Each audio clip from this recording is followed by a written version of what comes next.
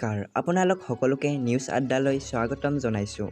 আজিৰ দিনটোৰ গুৰুত্বপূৰ্ণ বাতৰি লৈ আহিছোঁ আপোনালোকৰ মাজলৈ। 14 জানুৱাৰীলৈকে পঞ্জাৱৰ অংগনবাড়ী কেন্দ্ৰসমূহত বন্ধৰ দিন ঘোষণা কৰিলে। ক্ৰমত বৃদ্ধি পোৱা ঠাণ্ডাৰ প্ৰতি লক্ষ্য ৰাখি চৰকাৰে এই সিদ্ধান্ত গ্ৰহণ কৰে।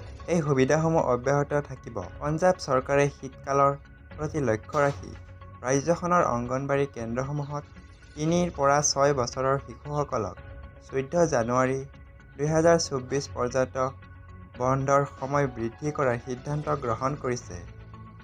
অংগনবাড়ী কেন্দ্ৰত 3ৰ পৰা 6 বছৰ বয়সৰ শিশুসকলক 2024 চনৰ 14 জানুৱাৰীলৈকে ছুটী দিয়া হৈছে।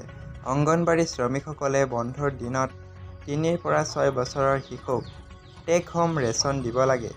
কেবিনেট মন্ত্ৰীয়ে শিশু উন্নয়ন প্ৰকল্পৰ বিষয়াসকলক তেওঁলোকৰ অধীনত থকা অংগনবাড়ী শ্ৰমিকসকলৰ পুষ্টি ট্ৰেকাৰৰ প্ৰতি দৈনিক প্ৰতিবেদন প্ৰদান কৰাৰ লগতে প্ৰাক-বিদ্যালয়ৰ শিক্ষাৰ বাহিৰে আন আঁচনি সুবিধাসমূহত যাতে পূৰ্বৰ দৰে হিতাধিকাৰীসকলক দিয়া হয় তাৰ প্ৰতি লক্ষ্য ৰাখিবলৈ নিৰ্দেশ দিয়ে।